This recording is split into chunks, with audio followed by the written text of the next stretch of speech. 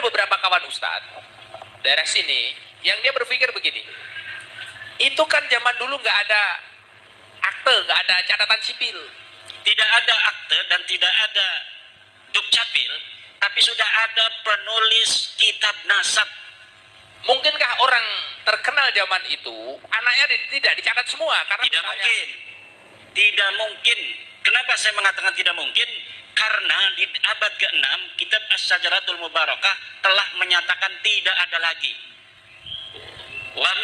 Fa Ahmad bin Isa al-Abah fa'aqibuhu min salasati banin Muhammad, Ali, wa Husain.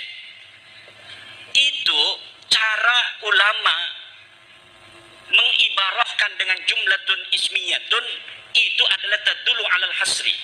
Jadi ulama nasab telah mempunyai sebuah metodologi apabila dia mengibaratkannya itu dengan jumlatun ismiyatun, hadhihi tadullu alal hasri. Kalau toh itu benar-benar bukan keturunan Nabi, why not, apa salahnya dia menjabarkan agama Islam untuk ukhuwah Islamiyah, untuk membuat persatuan bangsa? Kenapa dipermasalahkan? Orang yang mempersalahkan itu tujuannya apa? Memecah belah atau untuk seakan golongan dia sendiri? Kalau untuk golongan sendiri, apa gunanya kita bercerai-berai karena bertangan untuk saudara sekalian? Nah, masalahnya sekarang ada orang yang mengaku keturunan Nabi mengatakan bahwa secara dat mereka sudah berbeda dari orang lain. Bahwa kalaupun mereka bodoh, mereka mabok, mereka lebih mulia sendalnya dari kepala kiai. Dan ini yang tidak sesuai dengan ajaran Islam. Subscribe Hakim Abinada channel. Assalamualaikum warahmatullahi wabarakatuh. Alhamdulillahil malikil hakim, al-jawadil karimil azizir rahim, والطريق إليه واضح للقاصدين والدليل عليه لائح للناظرين والصلاة والسلام على سيدنا محمد وعلى آله وصحبه أجمعين يا حي يا قيوم يا حنان يا منان يا ديان يا سلطان يا ذا الجلال والإكرام اللهم صل على سيدنا محمد صلاة تجعل بها هذا المعهد معهدا مباركا بالعلوم المباركة والتلامذة الكثيرة وعلى آله وصحبه أجمعين. أما بعد فيا أصحاب الفضائل, para alimil ulama, para kiai, para asatidzah, wabil khusus sahibil bait, pimpinan pengasuh pondok pesantren Pitutur Luhur Kiai Agus Waluyo, Ketua PCNU Karanganyar Kiai Nuril Huda, Rois Surya, harusnya Rois Surya dulu nih, diulang. Rois Surya PCNU Karanganyar Yai Abdul Aziz, Ketua PCNU Kiai Nuril Huda, Katib dan Sekjen Bapak Kiai Jati Pramono Abdul Qadir, Perjuangan Wali Songo Indonesia Kiai Ukit, Ki Jumhari, Ki Satrio, dan para hadirin, para kiai Karanganyar, ibu-ibu, wabil khusus Ketua Muslimat PCNU Karanganyar Bunda Lis, dan sekjennya juga hadir, alhamdulillah. Pada kesempatan hari ini kita alhamdulillah ditakdirkan oleh Allah Subhanahu wa taala untuk bisa berkumpul di Pondok Pesantren Pitutur Luhur, pimpinan yang mulia Kiai Agus Waluyo, dalam rangka halaqah kebangsaan membicarakan tentang nasab Ba'alwi yang mengaku sebagai keturunan daripada Rasulullah Muhammad sallallahu alaihi wasallam.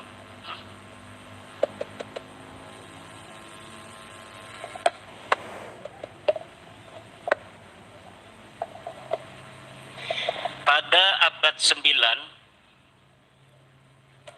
seorang Ba'alwi memberikan kabar berita di dalam kitabnya Al-Burqa Al-Musyiqah bahwa dia dan leluhurnya semuanya adalah keturunan daripada baginda Nabi Muhammad sallallahu alaihi wasallam.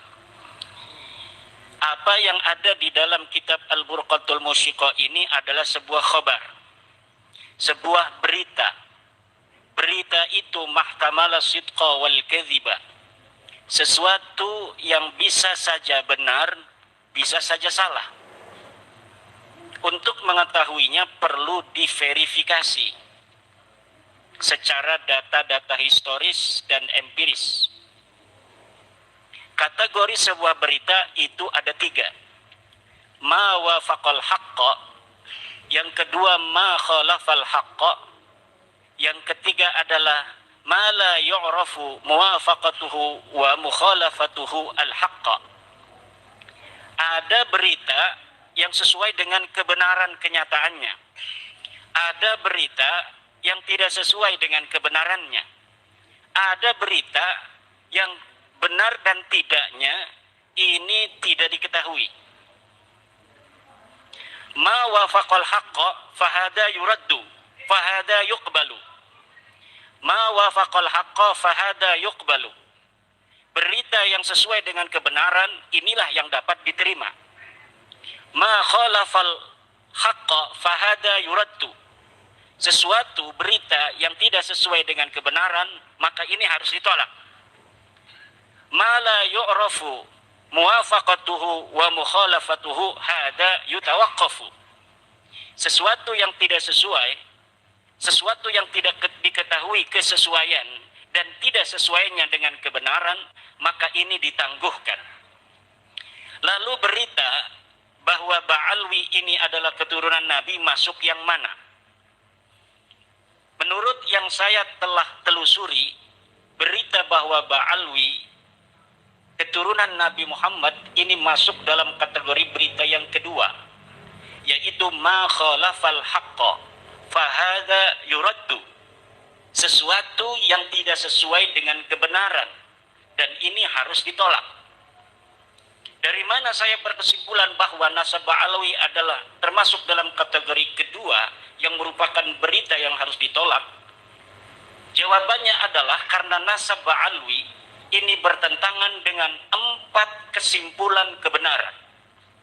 Yang pertama adalah nasab Ba'alwi tidak sesuai dengan kesimpulan kebenaran dari hasil tes DNA. Yang kedua, nasab Ba'alwi bertentangan dan dengan kesimpulan kajian pustaka kitab-kitab nasab. Yang ketiga adalah nasab Ba'alwi harus ditolak karena tidak sesuai dengan kesimpulan kebenaran kitab-kitab sejarah. Dan yang keempat adalah nasab Ba'alwi ini tertolak karena bertentangan dengan kebenaran standar awam. 4 kebenaran ini tidak masuk sama sekali dalam nasab Ba'alwi. Nasab Ba'alwi bertentangan dengan kesimpulan kebenaran dari hasil tes DNA karena 180 orang dari klan Ba'alwi yang telah melakukan tes DNA ini secara presisi menyatakan bahwa mereka bukan keturunan Nabi Muhammad. 6 orang dari Indonesia dan sisanya dari 180 orang itu adalah dari Yaman. Telah melakukan tes DNA dan hasilnya bahwa darah mereka tidak ada kaitan dengan darah Nabi besar Muhammad sallallahu alaihi wasallam. Menurut pakar DNA, pakar genomik, pakar genetik, baik dari dalam negeri maupun dari luar negeri, bahwa hasil tes DNA dari para Ba'alwi, mereka berhaplogrup kebanyakan adalah G.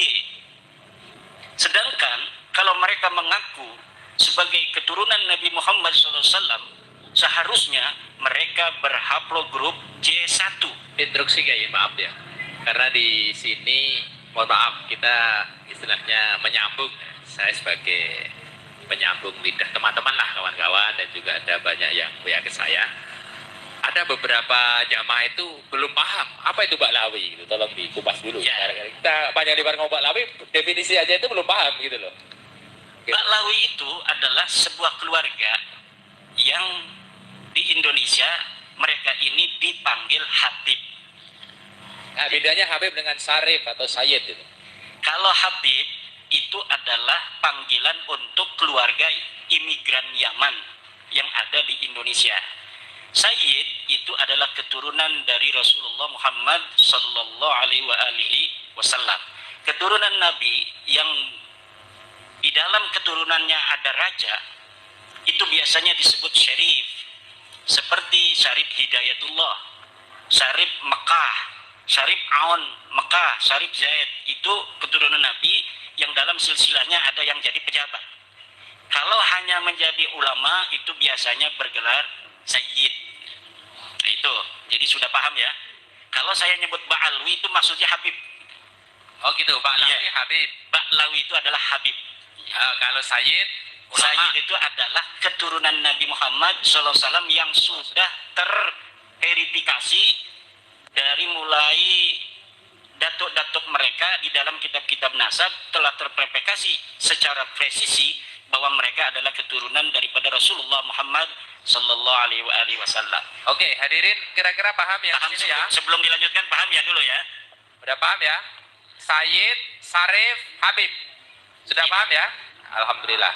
Kemudian dikatakan ini guys, sebelum dilanjut, mohon maaf ya. Ini mungkin ngajinya kurang tawaduk ya, tapi biar tahqiq gitu ya, biar tambah paham gitu loh. Konon katanya Sayyid Alwi Al-Maliki atau Sayyid Abbas atau Sayyid Muhammad itu juga keluarga Ba'lawi, itu gimana? Bukan. Sayyid Alwi Al-Maliki itu Sayyid asli, keturunan Nabi. Dia dari marga Al-Idrisi, bukan Ba'alwi, bukan Habib. Alhamdulillah. Sayyid Alwi Al-Maliki, Sayyid Abbas Al-Maliki, Sayyid Muhammad bin Alwi Al-Maliki, sekarang ini Sayyid Ahmad bin Muhammad bin Alwi Al-Maliki, itu adalah keturunan Rasulullah yang asli dari marga Al-Idrisi yang ada di Makkah Al-Mukarramah. Tetapi kalau kita mau cari silsilahnya dari mulai Sayyid Muhammad bin Alwi itu gak bakal ketemu. Kenapa? Karena mereka tidak pernah mengaku-ngaku di hadapan publik sebagai keturunan baginda Nabi besar Muhammad sallallahu alaihi wasallam. Allahumma sholli ala Muhammad. Jadi Sayyid Alwi Al-Maliki dan anaknya Sayyid Muhammad bin Alwi itu guru daripada kiai saya. Saya berguru pada Tubagus Asuri bin Tahir, kiai saya di Serang itu berguru kepada ayahnya Muhammad bin Sayyid Muhammad bin Alwi Al-Maliki. Ya, namanya Sayyid Alwi Al-Maliki, dan kepada pamannya yaitu Sayyid Abbas Al-Maliki. Sayyid pamannya Sayyid Muhammad itu namanya Sayyid Abbas. Kemudian nanti punya anak lagi namanya Sayyid Abbas juga. Nah, ini adalah keturunan Rasulullah asli, Sayyid dari Makkah Al-Mukarramah, dari marga Al-Idrisi, bukan keturunan Ba'alwi, bukan Habib. Dia Sayyid. Itu. Oke, kesimpulan berarti Sayyid dan Syarif pasti keturunan Rasul gitu ya? Ya, Pasti keturunan Nabi. betul. Dan tidak mungkin Sayyid dan Syarif ini keturunan kayak Habib gitu ya? Ya, kalau Sayyid dan Syarif itu adalah ulama sejak zaman dahulu, keturunan Nabi, dan dari Hasan dan Husain itu bergelar Sayyid atau Syarif, bukan bergelar Habib. Tidak ada itu di dalam dunia Islam, turunan Nabi bergelar Habib. Oh gitu, paham ya. Bisa lanjut? Habib hanya di Indonesia. Di luar Dari negeri. keluarga Ba'alwi mengaku sebagai turun Nabi dengan gelarnya Habib. Padahal keturunan Nabi di seluruh dunia, ribuan marga, semuanya menggunakan gelar Sayyid atau Syarif. Oke, terima kasih. Lanjut. Saya ulangi sebentar tentang yang pertama, keluarga Ba'alwi. Ini berarti udah paham maksudnya Habib ya. Karena di dunia itu mereka dikenalnya keluarga Ba'alwi ya. Hanya di Indonesia dikenal keluarga Habib. Kalau di dunia Islam, di kitab-kitab itu mereka memperkenalkan diri keluarga Ba'alwi. Bukan Alawi, tapi Alwi. Berarti ya. Beda. Alawi dan Alwi itu beda. Kalau Alawi itu keturunan Sayyidina Ali, baik dari Siti Fatimah Az-Zahra maupun bukan dari keturunan Siti Fatimah Az-Zahra. Kalau Alwi, Ba'alwi ini adalah keturunan dari Alwi bin Ubaid. Nah, mereka ini para Habib keturunan Alwi bin Ubaid. Ya, bukan keturunan Ali. Kalau Ali itu Alawiyin. Keturunan Ali itu sekarang namanya Alawiyin atau Alawiyah. Tapi kalau keturunan Alwi bin Ubaid itu namanya Alwiyah, Alwiyin. Tapi tulisannya dalam bahasa Arab sama. Jadi kadang-kadang kita salah. Banyak kiai juga yang menyebutnya Ba'alawi. Kita juga kadang-kadang ketelanjuran ngomong sabkul lisan Ba'alawi. Padahal mereka ini adalah Ba'alwi. Jadi Habib-Habib di Indonesia itu keturunan Ba'alwi. Ini kita berbicara Ba'alwi ya. Ba'alwi. Ba'alwi. Ya. Kalau yang di solawatan itu, kita kan kenalnya orang di sini itu kan solawatan yang apa itu? Coba, kayak ini vokalnya B ya. Itu kan ada kata-kata Ba'alwi atau Ba'lawi atau Alawiyin kan gitu. Coba. Coba.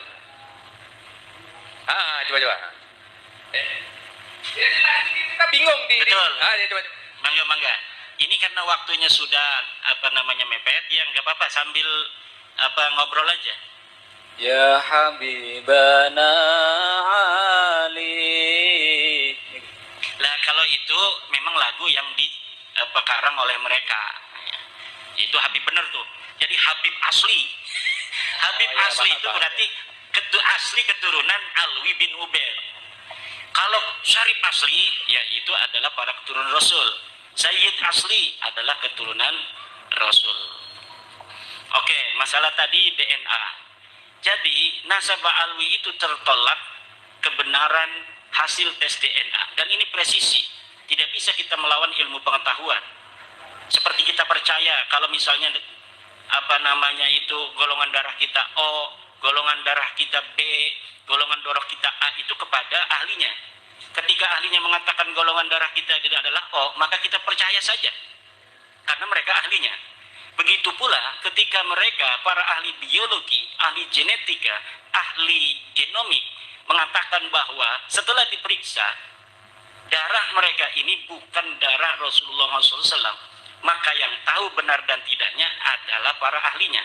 Sedangkan di Indonesia ini, Badan Riset Inovasi Nasional itu telah mengatakan bahwa keluarga Ba'alwi ini bukan keturunan Nabi besar Muhammad SAW berdasarkan hasil tes DNA mereka 180 orang.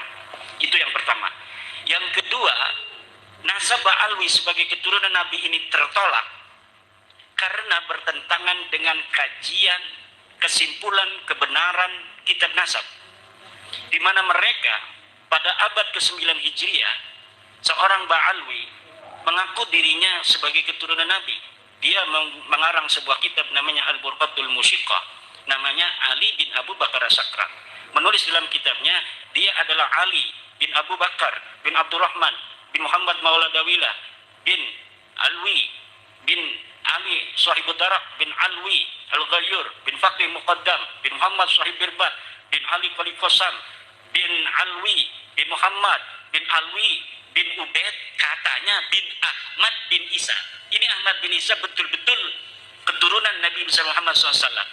Jadi Ubaid ini yang katanya luar mereka ini dibinkan bin Ahmad bin Isa. Dari sinilah mereka mengaku sebagai keturunan Nabi dari sosok keturunan Nabi asli namanya Ahmad bin Isa, orang yang meninggal di 345 Hijriah. Sayangnya kitab-kitab nasab sudah ada. Kitab nasab itu setiap generasi keturunan Rasul itu dicatat. Dari mulai tahun 199 Hijriah itu sudah dikarang kitab nasab. Abad ke-200, tahun ke-200 Hijriah banyak kitab nasab. Abad ketiga 300 Hijriah banyak kitab nasab. Termasuk Ahmad bin Isa ini anak-anaknya sudah dicatat semua. Anaknya cuma 3, namanya Muhammad, Ali dan Husain. Tidak ada anak yang bernama Ubaid. Disinilah pengakuan abad 9 ditolak oleh kitab yang sudah ada di abad ke-4, ke-5, ke-6, ke-7, ke-8. Ustadz Idrus Ramli mengatakan ada kitabnya namanya kitab Al-Burqatul Musyiqah, Tabaqatul Khawas. Iya ada, tapi itu ada di abad ke-9. Pengakuan yang baru ada setelah 550 tahun orangnya meninggal dunia. Kalau pengakuan sebagai turunan Nabi dari nama Ahmad bin Isa yang katanya namanya Ubaid, sedangkan kitab nasab yang ada pada zaman Ahmad bin Isa atau yang mendekatinya menolak, maka berita ini adalah ma khalafal haqqa, berita yang tidak sesuai dengan kebenaran, fahada yuraddu, maka ini harus ditolak. Yang ketiga, nasab alwi ini bertentangan dengan kesimpulan kebenaran kajian kitab sejarah. Kitab-kitab sejarah banyak ditulis. Dari mulai saya menemukan mulai abad ketiga Hijriah, keempat Hijriah, kelima Hijriah, ke-6 Hijriah, ke-7 Hijriah, ke-8 Hijriah, bahkan ke-9 Hijriah pun kitab-kitab sejarah tidak ada yang menyebutkan keturunan Ba'alwi dan leluhurnya sebagai keturunan baginda Nabi besar Muhammad sallallahu alaihi wasallam. Jangankan disebut sebagai seorang keturunan Nabi, bahkan sosoknya saja tidak ada yang menulis. Mereka mengaku Ubaid ini mujtahid mutlak, ulama besar. Dia wafat 383 Hijriah. Tetapi kitab-kitab biografi ulama, kitab-kitab sejarah yang ada pada masa Ubaid ini sama sekali tidak menyebutkan sosok Ubaid ini pernah ada di Yaman. Maka saya menyebutnya dia ahistoris atau fiktif, orang-orang yang diadakan sosoknya, sejarahnya ditulis sedemikian rupa, padahal orangnya ora ono. Hanya ditulis saja. Kita pun sekarang ini bisa saja, supaya kita ditulis sejarahnya, leluhurnya hebat, kita bikin siapa kakek kita, kemudian kita tulis kakek kita adalah orang yang merancang nama Indonesia. Sebelumnya nama Indonesia tidak ada, yang merancang itu kakek saya. Iya, sekarang orang nggak ada yang mau percaya, tapi 300 tahun lagi itu kitab itu kalau ditemukan orang akan jadi manuskrip. Apalagi kalau berita yang sama belum ada ditulis, karena tidak ada yang mau ngaku-ngaku seperti kita, maka masa depan itu akan milik kita yang mau menulis hari ini dengan tulisan tentang leluhur kita, padahal yang berjuang adalah Pak Karno, yang berjuang Muhammad Hatta, yang berjuang adalah Syahrir. Tapi nama Soekarno, nama Hatta, nama Syahrir bisa hilang dalam sejarah kalau hari ini tidak ditulis sejarahnya bahwa dia yang membaca proklamasi, bahwa dialah yang mengusahakan ber-Indonesia. Tapi ada orang yang hari ini mau menulis, maka 100 tahun kebetulan yang ditemukan adalah bukunya dia, maka nama Soekarno, Hatta, Syahrir dan lain sebagainya akan hilang dari sejarah. Mohon maaf Kiai, berarti titik persoalannya adalah dari Sayyid Ahmad bin Isa sampai kepada Rasulullah Sahih. Ya, itu sesuai dengan kaidah kitab nasab. Kemudian jadi pertanyaan kawan-kawan, apakah kitab nasab itu harus sesuai seperti halnya kaidah dalam mustalah hadis? Karena ada beberapa ustadz ataupun kawan-kawan yang tetap membantah kalau sudah masyhur di kalangan orang menyatakan bahwa si fulan adalah anaknya fulan, itu kamu nggak boleh membantah gitu. Innan nasaba mimma yasbutu bitasamu'i illa ayyasbuta ma yukhalifu.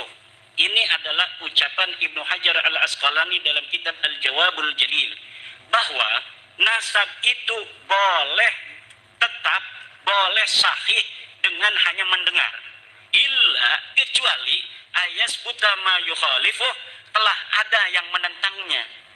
Misal orang yang ada di Karanganyar tahunya bahwa Samlawi anaknya Sajiman, padahal ini anak angkat. Nggak ada yang tahu bahwa dia ini Samlawi ini anak angkatnya Sajiman, karena dia datang dari Jakarta 18 tahun di Jakarta, pulang-pulang bawa anak namanya Samlawi, Pak Sajiman ini. Pak Sajiman mengaku Samlawi anaknya. Tentu orang sini akan mengenal Samlawi ini sebagai Sajiman. Itulah dikenal, itu namanya syuhrah wal istifadah, masyhur. Tapi kalau tiba-tiba datang tetangganya dari Jakarta ke Karanganyar mengatakan, Kiukit, sebenarnya ini Sajiman bukan anaknya Iya, Samlawi bukan anaknya Sajiman. Dia anak angkat, anak tetangganya yang meninggal dunia di rumah sakit, kemudian diingung, dijadikan anak angkat oleh Pak Sajiman. Maka Suhro Istifadah di Karanganyar itu tertolak oleh kesaksian berdasarkan bukti-bukti yang ada. Oke, Syekh. Jadi dari Sayyid Ahmad bin Isa ke Rasulullah sahih. Sahih. Dari Abdullah atau Ubaid atau nama yang lain ke bawah tidak sahih. Ini punya saya. Ya, monggo tadi sudah disiapkan. Ada beberapa kawan ustadz daerah sini yang dia berpikir begini, itu kan zaman dulu nggak ada akte, nggak ada catatan sipil. Tidak ada akte dan tidak ada dukcapil, tapi sudah ada penulis kitab nasab. Mungkinkah orang terkenal zaman itu anaknya tidak dicatat semua? Karena Tidak misalnya, mungkin. Tidak mungkin. Kenapa saya mengatakan tidak mungkin? Karena di abad ke-6 kitab As-Sajaratul Mubarakah telah menyatakan tidak ada lagi. Fa Ahmad bin Isa al-Abah fa'aqibuhu min salasati banin Muhammad, Ali, wa Husain. Itu cara ulama mengibarahkan dengan jumlatun ismiyatun, itu adalah tadullu alal hasri. Jadi ulama nasab telah mempunyai sebuah metodologi apabila dia mengibaratkannya itu dengan jumlatun ismiyatun, hadhihi tadullu alal hasri. Bimakna annal aulada lahu munhasirun fi tilkal adad, fi dalikal adad. Bahwa anaknya cuma yang diberikan itu saja. Berapa? 3. Tidak mungkin ada lagi karena sudah dihasar oleh kitab As-Sajrah Al-Mubarakah yang dikarang tahun 597 Hijriyah. Siapa pengarangnya? Imam Ahli Sunnah wal Jamaah, namanya Imam Fakhruddin Ar-Razi, yang juga mengarang kitab Mafatihul Ghaib. dan itu istilahnya terjadi ijma di antara ulama pakar nasab gitu. Tidak perlu ijma. Nasab itu bukanlah seperti fikih. Oh gitu ya. Sekarang ada nggak nama Ubaid disebutkan oleh kitab lain? Tidak ada sama sekali. Yang nyerempet misalnya. Nggak ada. Dari mulai abad keempat kitab Siri Silsilatil Alawiyah, nama Ubaid tidak disebutkan. Dari kitab abad kelima Takhdibul Ansar karya Al-Ubaidili, kitab Muntaqilatul Talibiyah karya Ibu Toba Al-Mazdi karya Al-Umari tidak menyebutkan. Kitab abad ke-6 As-Sajrah Al-Mubarakah, kitab abad ke-7 Al-Asili, kitab abad 8 Sabatul Muson dan lain sebagainya, sama sekali. Bahkan di abad 9 sendiri Ibnu Inabah dalam kitabnya adalah itu kitab Ibnu Inabah, itu abad 9 sendiri Ibnu Inabah tidak menyebutkan Ubaid sebagai anak Ahmad bin Isa. Maka ketika ada berita di abad selanjutnya yang menyebutkan Ahmad ini punya anak Ubaid, hada maudhu'un mukhtalaqun, dibikin-bikin. Dan saya sudah menemukan bagaimana kronologis dari mereka cara membikin-bikinnya itu. Silakan baca dalam PDF yang saya sudah bagikan, membongkar skandal ilmiah nasab Ba'alwi. Itu bagaimana sebenarnya Ubaid ini Ubaid ini anaknya Isa. Isa itu anaknya Alwi. Jadi Ubaid bin Isa bin Alwi. Itu saja yang mereka tahu. Ketika ada seorang ulama namanya Abdullah bin Ahmad bin Isa, mereka menyangka ini silsilah mereka. Silsilah yang ada di mereka selama ini Ubaid bin Isa bin Alwi, kebalik katanya. Padahal itu nggak ada kaitannya. Orang ini disebut Alu Ba'alwi di dalam kitab As-Suluk. Namanya Abul Hasan atau disebut juga Syarif Abdul Jadid. Maka mereka mencangkok silsilah orang ini yang disebutkan di dalam kitab As-Suluk menjadi silsilah mereka. Dari mana mereka mendapatkan nama Ubaid bin Isa bin Alwi? Itu juga dapat mencangkok dari keluarga Al-Ahdal. Jadi ada keluarga mengaku sebagai turun Nabi di Yaman namanya Al-Ahdal. Dia dicatat di abad 7 pindah kakeknya dari Irak ke Yaman. Dari situ mereka keluarga Habib-Habib ini mengatakan keluarga kita juga leluhurnya adalah adik atau sepupu daripada kakeknya Al-Ahdal. Jadi sama-sama pindah ke Yaman. Padahal kakek mereka tidak dicatat dalam As-Suluk, tapi mereka membonceng sejarah yang ada di dalam kitab As-Suluk tentang hijrahnya leluhur Bani Ahdal menjadi sejarah mereka. Jadi pertama mereka itu memboncengnya pada sejarah Bani Ahdal, yang dikatakan dalam kitab sejarah kakeknya berpindah dari Yaman dari Irak ke Yaman. Kemudian karena tidak tahu silsilahnya, hanya disebutkan begitu saja, hijrah dari Irak ke Yaman, tapi tidak ada silsilahnya. Akhirnya mereka mencari-cari silsilah. Ketemunya di silsilah Syarif Abdul Jadid. Nyangkoklah kemudian mereka ke silsilah Syarif Abdul Jadid. Jadi nyangkok ke satu, nyangkok ke yang lain, akhirnya semuanya tertolak. Hari ini Bani Ahdal yang dicangkok oleh Ba'alawi, silsilah Ubaid bin Isa bin Alwi itu telah difatwakan oleh Syekh Sarafuddin Samsuddin bukan keturunan Nabi. Jadi ada 21 marga yang Jadi hari ini Ubaid bin Isa bin Alwi itu asalnya. dan Isa di sini itu bukan Said Ahmad bin Isa. Bukan. Oh, beda orang. Beda orang, jadi dia Beda orang. Ini kayaknya ini yang benar kayaknya. Oh, kayak di Jawa, di sini ada namanya Pangeran Diponegoro. Itu ada 2 orang. Pangeran Diponegoro yang perang Jawa tahun 1825 sampai 1830 dibuang ke Sulawesi. Satu lagi Pangeran Diponegoro yang eranya Kartosuro. Jadi pusing itu kadang membedakan itu 2 orang namanya sama. Ya. Itu ya kira-kira sama seperti itu ya? Kira-kira begitulah. Jadi Oh, ya. sejarah saja, kesimpulan sejarah itu sudah menolak Ba'alwi ini sebagai turun Nabi. Yang terakhir itu adalah kesimpulan kebenaran ilmiah awam. Orang awam itu walaupun tidak sekolah, tidak mondok, tapi kebenaran secara ilmiah standar universal itu sama, semua paham.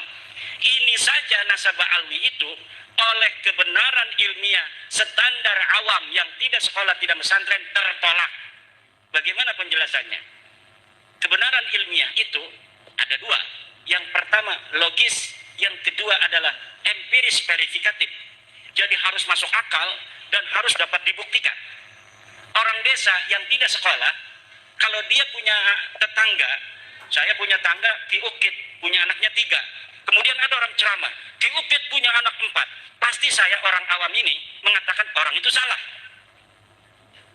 Kebenaran secara ilmiah apabila orang-orang dari masyarakat Indonesia ini mendengarkan, mau membaca tulisan saya itu, bagaimana kronologis mereka mengaku sebagai turun Nabi, saya yakin semua orang Indonesia secara standar ilmiah awam saja, itu semuanya akan menolak nasab Ba'alwi. Bagaimana tidak ditolak? Nasab yang selama 550 tahun tidak dicatat, tiba-tiba muncul sebagai keturunan Nabi besar Muhammad sallallahu alaihi wasallam. Nah, kalau ilmiah itu kan tambah 1, selain logis, dia verifikatif dan juga harus pragmatis. Ada nggak manfaatnya? Kalau misalnya kita kaji, ini nasab Ba'alwi ini banyak manfaatnya. Jadi sudah masuk dalam kategori kebenaran ilmiah secara mutlak. Bahwa kebenaran ilmiah itu pertama harus logis, dia harus masuk akal. Ini bagaimana masuk akal? Kitab-kitab 550 tahun yang ditulis tidak menyebutkan, tiba-tiba muncul setelah 550 tahun. Orang yang dulunya tidak ada riwayat Ki Ukit ini sebagai turunan daripada Syekh Hasyim Asy'ari, tiba-tiba Ki Ukit bikin status di Facebook, dia sebagai cucu daripada Syekh Hasyim Asy'ari. Ini bisa dimarahin oleh Teh Yeni, bisa dimarahin oleh Teh Alisa ini. Pemain politiknya beda, agak kering kok. Tapi kalau Ki Ukit ini tidak nulis di Facebook yang tidak orang banyak tahu hari ini, tapi dia nulisnya di buku harian. Lalu 100 tahun lagi buku hariannya ditemukan oleh orang, ini bisa geger. Bisa geger. Orang masih bisa nanti. Bisa jadi Syekh Hasyim Asy'ari punya istri di Karanganyar. Iya. Yang tidak diketahui oleh Teh Yeni dan Teh Alisa. Mbak Yeni ya. Saya ingatnya di Jawa Barat, di Banten. Mbak Yeni dan Mbak Alisa. Kalau hari ini ngaku, langsung ditolak. Tapi kalau ngakunya nanti 100 tahun lagi kitabnya baru ditemukan, ini bisa saja menjadi perdebatan seperti saat ini. Ada yang mendukung Ki Ukit, keturunannya nanti. Ada juga yang menolak.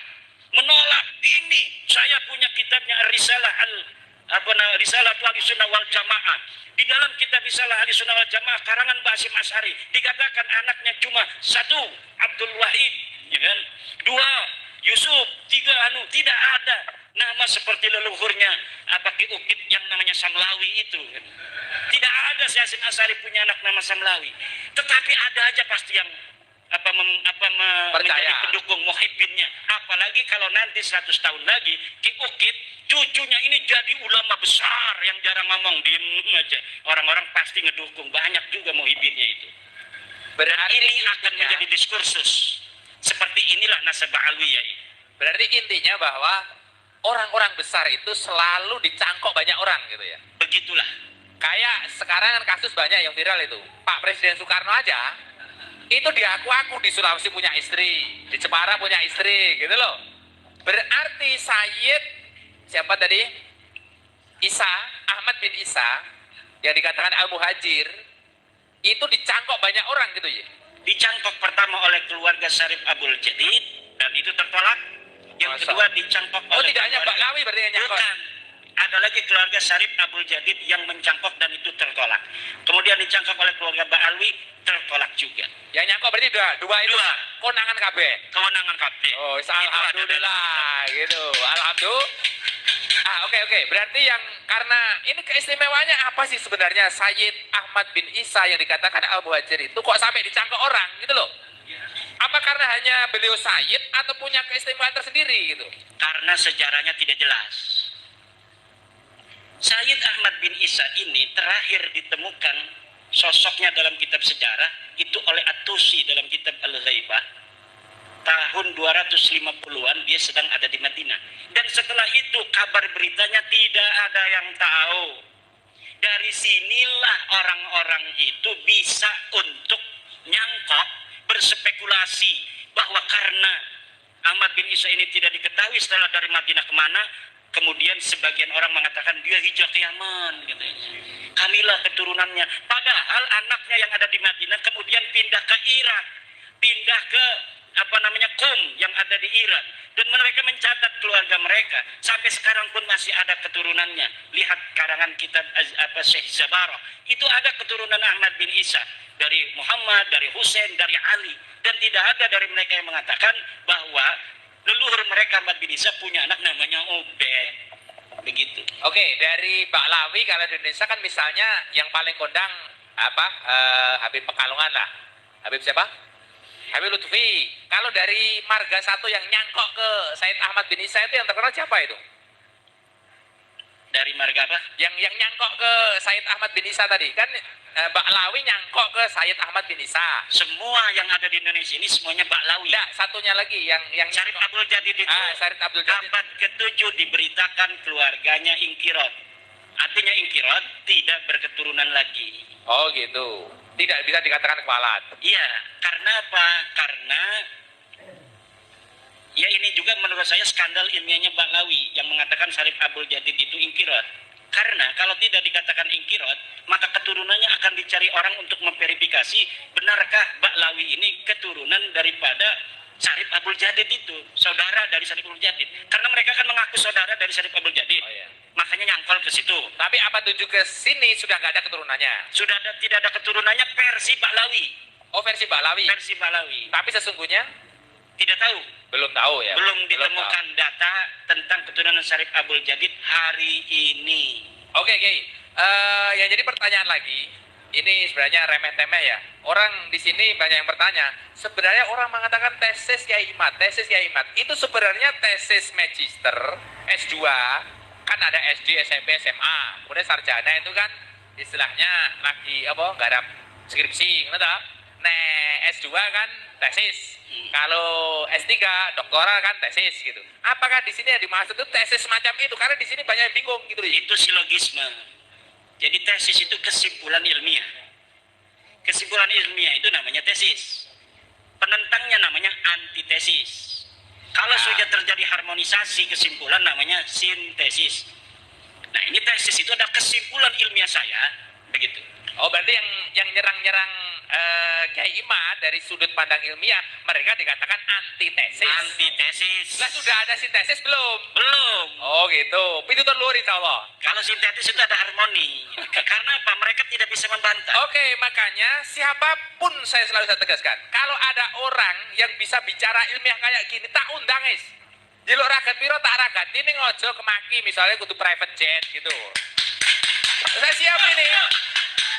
Loh, bodohnya pondok pitutur luhur kan Nasrul Ilmi gitu kan. Kita kan penghamba ilmu. Lah siapa berani sini gitu loh. Minta amplop 15 juta gak apa-apa. Alhamdulillah Kiai ndak pasang tarif ini. Saya gak sebel karo Kiai karo mau balik atau Habib sing pasang tarif. Akhirnya orang melarat-melarat ini gak kuat apa jenis ramoke. Betul gak ini? Ruwet pokoknya ini. Lho nek ono sing antitesis dari Kiai Imad, Bu Habib, Bu Jawa, Bu Encik, kalau di sini orang makanya mau Jawa ngenten iki ngarani wong Arab itu Encik. Bu Encik, Bu Jawa, Bu Cina, Bu Londo, Bu Arab, tak ragati. Misalnya omahe Jordan, tak tukone tiket, tak golekne hotel sing apik nek ra gelem turu ning kene. Saya tantang ini semuanya ya. Baik di YouTube kan di live radio to iki. Urip radio iki. Urip radio urip, YouTube ya urip. Ini tantangan terbuka neng pitutur luhur. Nggih, tantangan terbuka. Jelo amplop genah-genahan ra apa-apa. Misale amplope 50 juta gak apa-apa. Oke, siap boten? Siap ya. Tapi jangan rusuh loh ya. Jangan rusuh dan jenengan siap berjuang. Ojo istilahnya orang wani membela kebenaran. Betul? Betul? Nah, lanjut Pak Kiai. Ngapunten lagi yo. Ya. Mati adab. Bagus ini.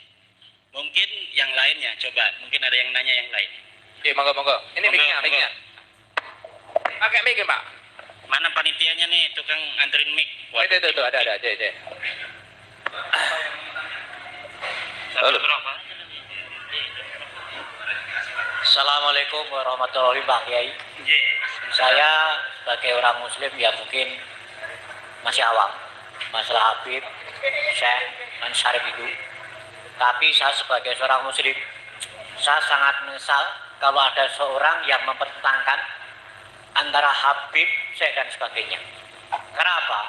Semua itu dasarnya Al-Quran dan Hadis. Semua umat Islam adalah inginnya husnul khotimah.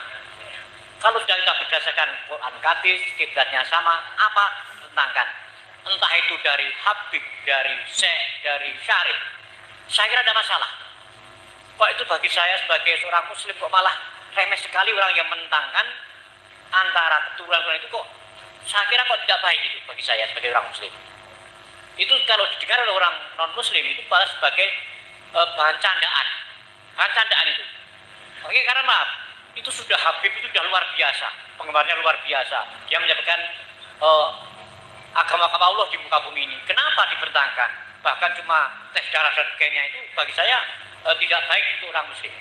Yang kedua, kalau toh itu benar-benar bukan keturunan Nabi, why not? Apa salahnya? Dia menjabarkan agama Islam untuk ukhuwah Islamiyah, untuk membuat persatuan bangsa. Kenapa dipermasalahkan? Yang ketiga, orang yang mempersalahkan itu tujuannya apa? Memecah belah atau untuk seakan golongan dia sendiri?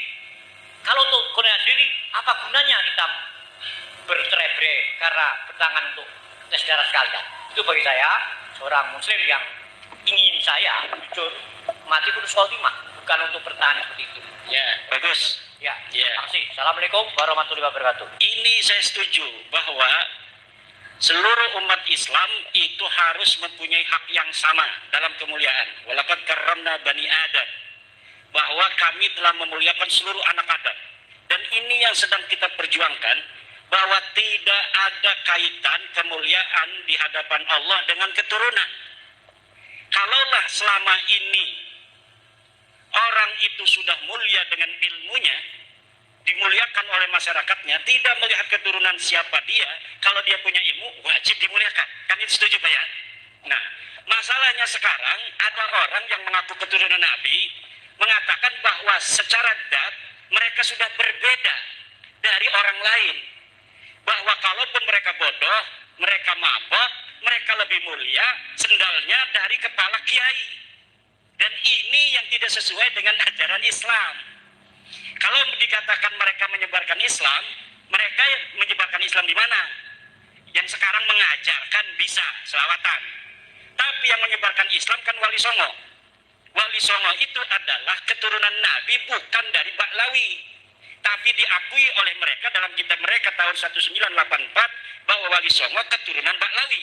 Tidak ada manuskrip yang memperkuat itu. Bahkan kitab-kitab manuskrip yang sekarang ditemukan mengatakan Wali Songo bukan keturunan Ba'alwi. Dia keturunan Al-Kazimi, Al-Musawi, juga dari Al-Jailani. Mereka datang itu baru 4 generasi paling. Tahun 1800 ketika Hadramaut lagi kurang makan. Di dalam bukunya Jajat Burhanuddin dikatakan negara Hadramaut ini, provinsi Hadramaut, tidak bisa memberi makan seluruh penduduknya. Dia hanya bisa memberikan makan 30% penduduknya. Makanya dicarilah daerah-daerah yang subur agar manusia itu kan punya perut, dia punya mulut, harus makan. Maka dicarilah tempat-tempat yang subur, di antaranya dia pindah ke Indonesia. Itu kayak misalnya Ustadz Taufik Segaf itu baru 3 keturunan ada di sini. Kakeknya baru tahun 1914 pindah ke Indonesia. Sekarang 2024, baru berapa puluh tahun. Yang lainnya Usman bin Yahya itu tahun 1830-an sudah ada di sini, itu lebih tua. Yang lain itu yang banyaknya itu tahun 1901 sampai 1943. Nah, di Indonesia ini itu sudah mayoritas Islam. Maka kalau dikatakan mereka menyebarkan Islam di Indonesia, itu terbantahkan oleh kesimpulan sejarah, di mana sejarah versi Hamka mengatakan abad ke-7 ke-8 kita sudah banyak yang Islam, tetapi tidak semasif pada abad ke-15 ke-16 di zaman Wali Songo. Jadi yang paling banyak menyebarkan agama Islam di Indonesia itu terjadi pada masa Wali Songo. Sebelumnya sudah ada Syekh Bentong, Syekh Hasanuddin di Kerawang, tapi tidak semasif Wali Songo. Kenapa Wali Songo itu berhasil? Karena Wali Songo bukan hanya ulama, juga mereka adalah pemerintah. Oke, Pak Yai. Ini karena mungkin antara penanya dengan panjenengan ada istilahnya cara sudut pandang yang berbeda. Maka sore hari ini masih ada, maghribnya kan masih lama ini. Jadi saya jam 5 kurang seperempat, maghribnya jam 6 lebih kan. Itu saya berusaha jadi moderator lah kalau panjenengan semua setuju gitu. Jadi Setuju. Penanya ini puas. Mungkin dalam pandangan saya yang ditanyakan penanya ini, kok dadak gegeri Baklawi gitu ya Pak Rukianto kira-kira. Kok dadak digegeri? Toh kan di sini Habib-Habib itu jasanya banyak. Ada Habib ada Habib Syekh, ada Habib Novel, di sini ada Habib Soleh Al-Jufri. Di kampung ini pun ada almarhum Habib sama Soleh tapi bukan Al-Jufri, Baharun. Jadi jasa mereka itu banyak walaupun belakangan. Di sini ada ulama namanya Syekh Hasan Tafsir, wafatnya 1911. Habib Baharun datang baru kemarin sore, kebetulan sudah wafat. Habib Soleh Al-Jufri datang di sini tahun 2000.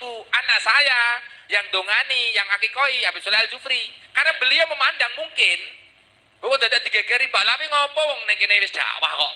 Kira-kira gitu Pak Rukianto ya. Nah, ini jawabannya gitu Pak. Monggo, jawaban jenengan bagaimana gitu. Ya, jawaban saya adalah kalau menyebarkan pertama kali tidak. Karena yang menyebarkan pertama kali adalah kalau beliau itu ngomong menyebarkan. Menyebarkan dalam pengertian pertama kali menyebarkan Islam di Indonesia tertolak. Karena sejarah tidak mengatakan seperti itu. Kalau mereka dari sejak pertama kali datang ke sini, kemudian karena mereka pinter, kemudian ngajarin agama, bisa. Kebetulan baik orangnya, alhamdulillah. Tapi ada ajaran-ajaran, doktrin-doktrin, lihat di YouTube, bagaimana dari keluarga Ba'alwi ini ada yang mengatakan kalau tidak menjadi muhibbinnya Ba'alwi tidak akan dapat syafaat Nabi. Iya betul, saya juga diancam gitu Ye. Ya, Pokoknya nek pitutur lur melu kayak imat gak bakal oleh syafaate Kanjeng Nabi. kalau tidak percaya Habib itu cucu Nabi, maka tidak akan barokah. Saya sudah dikafirkan. Oh malahan tambah ekstrim ya. Iya, sudah. Saya Sementara kalau kita bicara nasab, ya nasab itu tadi berita itu mahkamah sidqa wal kadhiba, dia bisa benar bisa salah, dan saya dapat membuktikan Pak Rukianto bahwa nasab mereka itu salah nasab mereka tertolak. Dia bukan cucunya Nabi.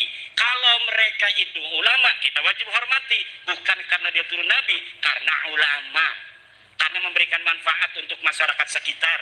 Ngajarin ngaji, ngajarin kitab. Tapi saya belum lihat ada Habib yang ngajarin kitab. Baca Fathul Mu'in misalnya. Ada juga selawatan, ceramah.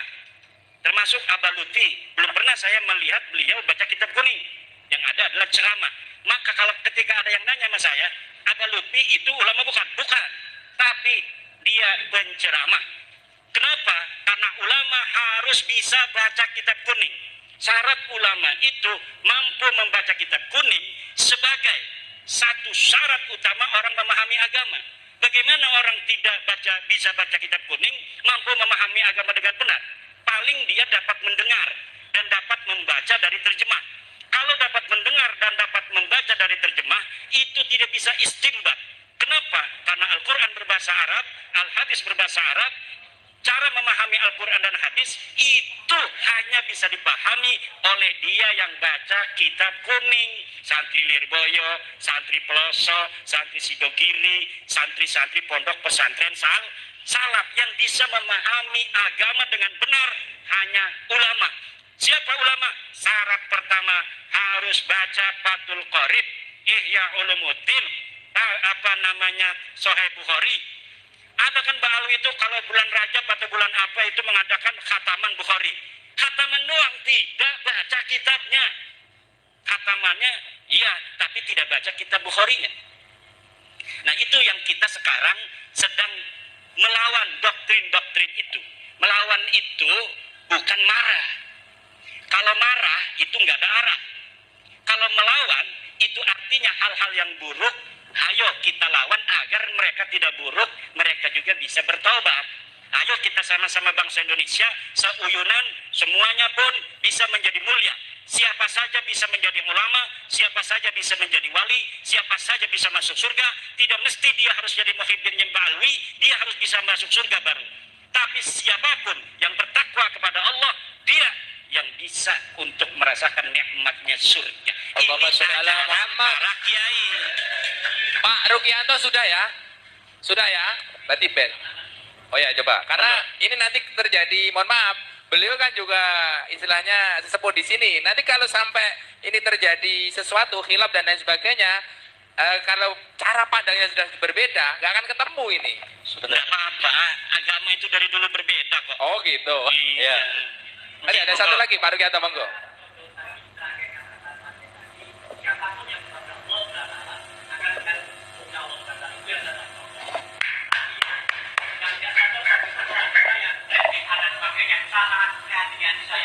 Karena begini, Pak Rukianto, kenapa saya mengatakan tes DNA sekarang-sekarang? Dulu enggak, ini sudah setahun 7 bulan, saya tidak ngomong-ngomong tes DNA, karena ketika sudah kita ungkapkan kebenaran melalui kitab, melalui sejarah, melalui standar ilmiah yang universal, mereka tetap mengaku, ngotot, marah, mencela, mencaci saya. Kemudian tetap mengatakan saya turunan Nabi dan kamu adalah begal nasab. Oke, kalau masih kekeh mengaku turun Nabi, ada cara lagi, yaitu tes DNA itu. Kalau sudah benar-benar itu terjadi friksi yang diametral, tidak ada penengahnya, hakimnya ada, yaitu tes DNA. Dan ini kalau dibawa ke negara, ujungnya pasti tes DNA. Karena ketika Mario Teguh berbeda pendapat dengan anak dan istrinya, kata istrinya yang sudah dicerai itu bahwa anak ini anak Mario Teguh. Kata Mario, bukan. Dia takut sama istri yang sekarang kan. Akhirnya anaknya tes DNA, Mario Teguh tes DNA, dan ditemukan tes DNA-nya betul bahwa anak ini, Danang apa siapa itu, adalah anak dari Mario Teguh. Jadi ketika terjadi friksi, ta'arud yang tidak bisa diselesaikan, maka salah satu-satunya cara adalah tes DNA. Friksi, mohon maaf, friksi ini orang awam nih, friksi belum paham apa artinya gitu. Nah gitu. Ya terjadi perbedaan pendapat. Gitu. Iya. Mungkin ini teman saya Alia, Pak Rukianto. Enggak, saya senang kalau ada diskusi itu. Ini saya dulu juga berpikir seperti penjenengan, kenapa podo-podo Islami kira-kira. Tapi karena perkembangan pemikiran kita, dan kita itu dari santri-santri itu ngaji tanpa henti. Yang jadi persoalan itu bukan baik atau tidak baiknya. Habib yang baik juga banyak, guru saya yakin, saya akui guru saya Habib yang baik. Yang jadi persoalan di sini ya, beliau mengaku sebagai dzurriyyah Rasul. Satu, sebentar ya, jangan dipotong dulu. Ngaku sebagai dzurriyyah Rasul. Kita sebagai orang Ahlus Sunnah wal Jamaah punya keyakinan cinta kepada dzurriyyah Rasul itu hukumnya wajib. Kalau wajib berarti ini masuk disebut syariat agama Islam sing dicekel wong Ahlus Sunnah wal Jamaah. Kalau sudah syariat, itu mesti ada kitab sasaran syariat. Kecintaan kita itu sah kalau yang dicintai sah, kitabnya sah. Jenengan ibadah haji, Ka'bahnya harus Ka'bah yang asli. Ini saya asli. Jenengan tenggene Pak Waloyo muteri Ka'bah ini ping 1 juta lah. Tapi karena Ka'bahnya palsu, bisa nggak dikatakan haji? Ka'bahnya no gedangi itu Ale. Karena ini syariat, kitabnya harus asli. Duriahnya harus duriah asli yang meski terkonfirmasi secara ilmu nasab dan genetika. Karena genetika ini jalan terakhir sebenarnya. Nasab saja dari penyelidikan ternyata. Problemnya ulama ini di sini supaya syariat wong awake Ahlus Sunnah wal Jamaah tidak salah sasaran. Wis tiwas dicintai pol-polan jebur istri tetangga ngono lho. Akhirnya lho tiwas tak seneng pol-polan kok. Oke, saya kira sederhananya seperti itu. Oke, saya kira sudah ya. Dari Pak Ruki sudah, dari Pak Kiai Imad sudah, dari Kiai Ukit sudah. Ada pertanyaan pertama dari daerahnya Kiai Imad ini yang menarik. Mohon maaf, biar ini semuanya jelas. Karena begini, saya punya kawan banyak di sana gitu, termasuk alumni Pengen Agung itu. Ada juga orang sini yang mungkin di sana. Alah, coro bahasane Jawa itu, Kiai Imad itu telek, gak gotak nawu sorop kayak gitu. Mohon maaf ini ya. Saya mendekan ngono kan gen, iya yo gen pelong gitu loh. Konco-konco sing nembantine gen ngrungokno, mungkin dia penasaran kan. Sebenarnya Kiai Imad ini cara mondok ning ngendi sih gitu. Biar jelas, karena nanti kan lama-lama terkuak. Soalnya neng kono gitu, bantai tonggone dewe, aremo toh. Sama seperti saya dulu. Alah, walau jadi pekok goblok, gak iso ngopong-ngopong, gak pondok gitu. Gak tahu mondok. Lah ketika teman-teman saya mondok di Renakung datang ke sini, melongo sing ngono. Lah ini tolong, Kiai Imad dulu mondok di mana? Nanti kan lama-lama tahu biar jelas gitu. Ya, kalau apakah saya bisa nahu sorot? Lihat saja buku-buku saya bahasa Arab di Maktabah An-Nur. Ada 22 kitab saya di Maktabah An-Nur. Itu ada di Emirat Arab. Saya mengarang kitab tentang nahu sorot, nahu itu kitab Amil, Syarah Alfiyah. Alfiyah itu yang diaji di Jawa Timur sebagai kitab nahu paling tinggi. Saya sudah sarahin dan sarahnya bisa di-download di maktabahanur.com, di arsip ORG, dan bisa beli dan bisa diteliti mana yang salah. Itu dalam kitab nahu. Dalam usul fikih saya ngarang Talkhisul Khusul dalam usul fikih. Dalam kitab Qawaid al-Fiqhiyah saya mengarang Al-Jalaliyah fil Qawaid al-Fiqhiyah. Dalam kitab Balaghah saya mengarang Syarhul Maimun fi Syarhi Al-Jauharil Maknun. Kitab Jauharil Maknun adalah kitab yang sangat populer di dunia pesantren sebagai cara santri memahami ilmu ma'ani, ilmu bayan, dan ilmu badi'. Dan saya sudah syarahi kitab itu. Silahkan melihat kitab saya, dan itu dijual bebas dari penerbit di mulai Kediri, Jakarta, Pasuruan, Jogja, semuanya itu ada di Sofi, dan kitabnya itu bisa diteliti. Dari situ akan dilihat seorang apakah dia bisa ilmu nahu atau ilmu sorof atau ilmu balaghah atau ilmu fiqih. Nihayatuz Zain, kitab Syekh Nawawi sudah saya syarahi dalam kitab Al-Muktafi, dan kitabnya bisa di-download siapa saja di internet. Lihat saja Sarah Nihayatuz Zain Imaduddin Usman Al-Bantani, karya Syekh Nawawi itu sudah saya syarahi. Nama kitabnya Al-Muktafi fi Syarhi Nihayatiz Zaini li Syekh Nawawi At-Tanara Al-Bantani. Oke. Kalau mondoknya, mondok saya pertama saya mondok di pondok pesantren Ashabul Maimanah pimpinan Syekh Muhammad Sanwani. Dia pengarang kitab. Kitabnya banyak, di antaranya kitab Babe Nenem. Babe Nenem ini adalah Nadham Maksud Bahasa Jawa. Beliau banyak sekali ngarang kitab, tapi banyaknya bahasa Jawa. Kemudian yang kedua saya mondok di Syekh Sanja bin Kasmin, Pondok Pesantren Riyadul Alfiyah di Pandeglang. Itu satu angkatan banyak ya, itu banyak yang kenal saya. Kemudian saya mondok lagi di Syekh Tubabus Hasuri bin Tahir di Pondok Pesantren At-Tahiriyah. Kalau Syekh Sanja itu khusus kitab Alfiyah saja. Kalau Syekh Hasuri bin Tahir itu seluruh kitab.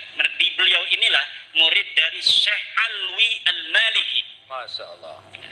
Beliau Syekh Hasuri Tahir ini selain berguru kepada Syekh Alwi Al-Maliki, juga berguru kepada Syekh Hasan Al-Masyab, Syekh Yasin Al-Badam, Syekh Abdul Qadir Al-Mandaili, dan kitab-kitab yang lain itu di Taif. Kemudian saya mondok lagi kepada Syekh Mufti bin Asnawi, pengarang kitab Amsilatul I'rab. Itu bisa semua nama-nama yang saya sebutkan itu semuanya ada di internet ya. Jadi bisa dicari itu Syekh Hasuri bin Tahir siapa, Syekh Sanja bin Kasmin itu siapa. Kemudian saya mengaji di Syekh Muhammad Amin, Syekh Dimyati bin Muhammad Amin Al-Bandani. Tapi saya tidak mukim. Saya hanya ngaji dari pesantren mukim saya malam Selasa dan malam Jumat. Ngaji kitab Ukhudul Juman pada Buya Dimyati. Buya Dimyati itu seorang sufi yang tidak pernah bicara tasawuf. Dia ngajinya kitab alat, ngajinya kitab tafsir, ngajinya kitab fikih. Itulah sufi yang asli. Orang sufi bukan ngomongin tasawuf halu-halu begini-begini kepada orang seakan-akan dia sudah sampai pada derajat tertentu. Seorang sufi asli itu, tasawuf itu adalah fil a'mal, dalam bagaimana dia membawa tasawuf dalam akhlak, dalam tingkah laku, dalam kehidupan, bukan untuk dibicarakan. Kemudian saya mondok lagi pada ilmu tauhid pada Syekh Obai Hasan Basri di Karawang. Saya mondok kitab-kitab alat di pesantren Warudoyong di Sukabumi. Saya juga pesantren di banyak pesantren pasaran sampai Kaliwungu, Tafsir Jalalain dan kitab Asirul Jalil, kitab Hasbunallah. Puasa kilatan gitu ya. Kilatan. Insyaallah. Dan kalau kilatan-kilatan itu kan ya hanya 10 hari, 15 hari menamatkan satu kitab. Dan saya juga pernah ke Mesir untuk ijazah kitab-kitab kepada Musnidud Dunya Yaumaid, yaitu Syekh Ibrahim bin Abdul Ba'is Al-Kattani di Askandaria. Saya mendapatkan seluruh ijazah kitab-kitab hadis dari mulai kitab Sahih Bukhari, Kutubus Sittah, kitab-kitab Masanid, kemudian kitab-kitab Ma'ajim, kitab-kitab Mu'jam, kemudian kitab-kitab Musannafat, cara menulis dengan musannaf seperti Musannaf Ibnu Abdul Razak dan lain sebagainya. Nah, ini tidak pernah saya ungkapkan karena bagi santri itu sebenarnya ini adalah ta'ajub ya, ta'ajub karena teman-teman di Banten terus terang saya aku rada kemropok rada anyel gitu loh. Mosok kemati ra godang ngaji mbok undang kayak kan rada waduh mosok aku salah sih. Nah, maka itu karena kan ada sekarang ini lagi zamannya framing. ya. Ya muhibinnya itu kan lagi framing supaya orang tidak percaya. Nabi Muhammad aja disebut dalam Quran sahirun, majnunun, kadzabun dan sebagainya. Jadi tidaklah terlalu aneh. Ya, kembali ke Pak Lawi, monggo. Monggo. Kalau ada yang tanya silakan dari ibu-ibu mungkin penasaran. Dan satu ya, kita bukan membenci sebuah klan.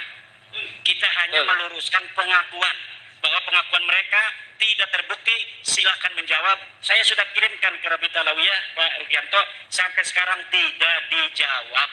Kenapa tidak dijawab? Karena nggak ada jawabannya. Makanya debat-debat itu saya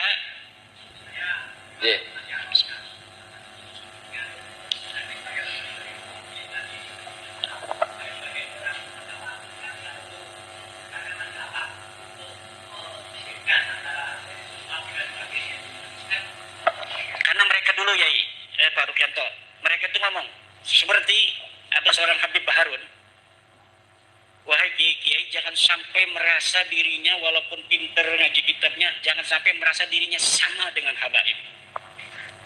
Anda ini kiai nggak bisa sama dengan habaib, karena habaib ini turunan Nabi, ada darahnya Nabi. Sekarang kita buktikan benar nggak ada darahnya Nabi.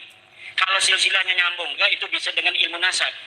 bisa dengan kitab-kitab nasab. Kalau ada darah Nabi atau tidak, itu dengan tes DNA, Pak Rubianto. Dan sekarang sudah dites 180 orang, hasilnya gagal. Gagal maning. Karena Nggak apa? ada satupun yang nyerempet. Tidak ada. Oh, gitu. Bisa dipastikan tidak ada satupun mereka yang mengaku Ba'alwi sebagai keturunan Nabi itu adalah keturunan Nabi, tidak ada. Maka saya mengatakan kepada pembela-pembela Balwi itu, masalah akhlak kan itu ada yang baik, ada yang tidak. Masalah ilmu ada yang pintar, ada yang tidak. Kita hormati yang berakhlak baik, yang berilmu, tapi jangan minta tarif, kan? Begitu. Tapi kalau masalah nasab ini sudah qat'i dengan tes DNA, mereka laisu min abna'i Rasulillah sallallahu alaihi wasallam. Allahumma sholli alaihi.